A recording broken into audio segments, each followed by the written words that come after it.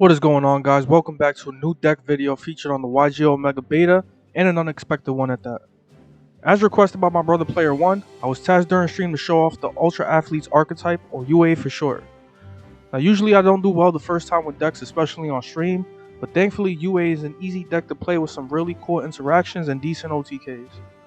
The last time I played UA, Player Manager, Libero Spiker, and the rest of the new support did not exist, so I'm glad I got to try the new cards out, and luckily there are some pretty good support cards. First things first, UAs all share the effect of being able to special summon themselves by bouncing another UA monster from the field to the hand.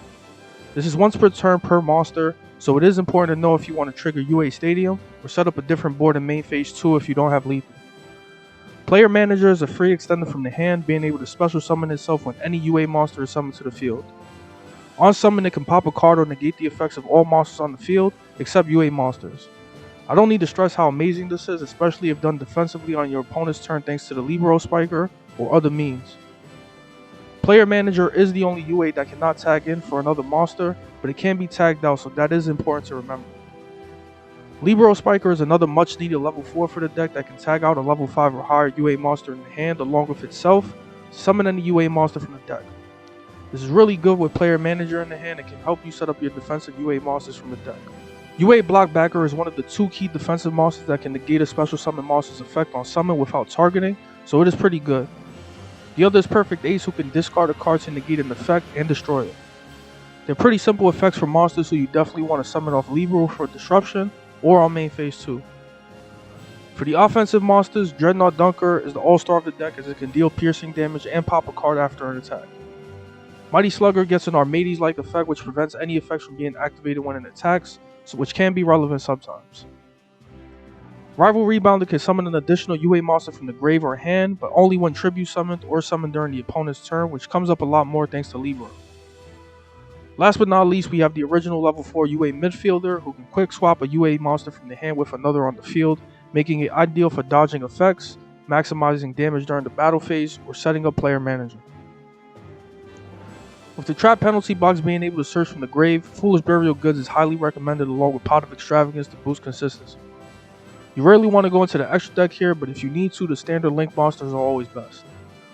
Another new card the deck got was UA Hyper Stadium, which is another much needed searcher for the deck, along with granting an additional normal summon if you have another field spell in the hand. Naturally, if you have UA Stadium, this can get you 2 more searches on each of your normal summons, which is amazing for advantage. The last new card I want to talk about is really important as it can break impossible boards with ease sometimes. UA Turnover Tactics is absolutely busted against decks that rely on a board full of extra deck monsters, and at first I was unsure about this card because of the restriction. After key games against VFD pre-ban lists and other decks though, I definitely think this card deserves a slot. Turnover lets you shuffle all monsters back into the deck without targeting, and your opponent gets to summon the same number of monsters they lost back from the main deck. The key thing here is that this only works if the monsters go back to the main deck, so against extra deck monsters, your opponent essentially loses their entire board for free while you get the chance to bring out Player Manager, Perfect Ace, or Blockbacker.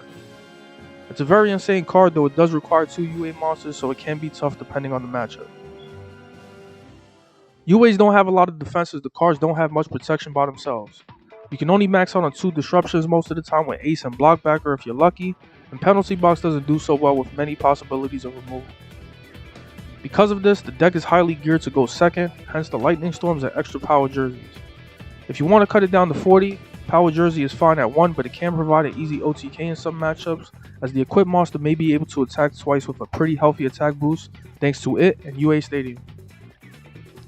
On screen you'll see a perfect example of this as our opponent has sadly bricked with 1 set card. With the right hand, this deck can easily nuke through weak boards without much effort.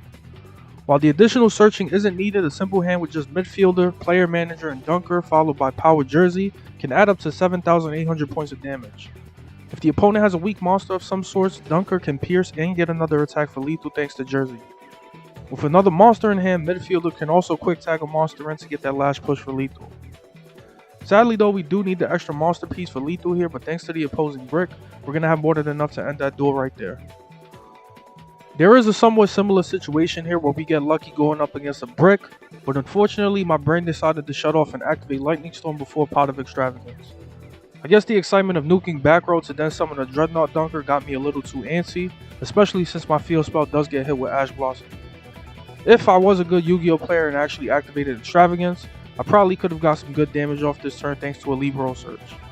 Somehow my opponent still doesn't have quite all the right pieces for his hero deck to OTK yet, so we are saved. Maybe thanks to my Ash Blossom, but I will admit I did get a little traumatized at the idea of seeing Dragoon here. It's like PTSD at this point when I'm trying to play fun decks. Luckily I do remember to play Extravagance this time and we can get rolling with the much needed level 4 draw. While I don't have lethal no matter what, unfortunately, we are in a good spot since I have the ability to attack with Dunker to clear his board, and then tag back out into Libero Spiker. In situations where I already have a defensive UA in hand, I definitely look for Rival Rebounder in the deck with Libero's effect to ensure I get out 2 monsters. Not only does this summon Perfect Ace, it makes turnover tactics live for additional disruption if our opponent can play through the Ace negate. Thanks to this, we do win this game, so I hope you guys try this deck out. Let me know what you guys think in the comment section, and make sure to like the video. Enjoy the rest of the replays.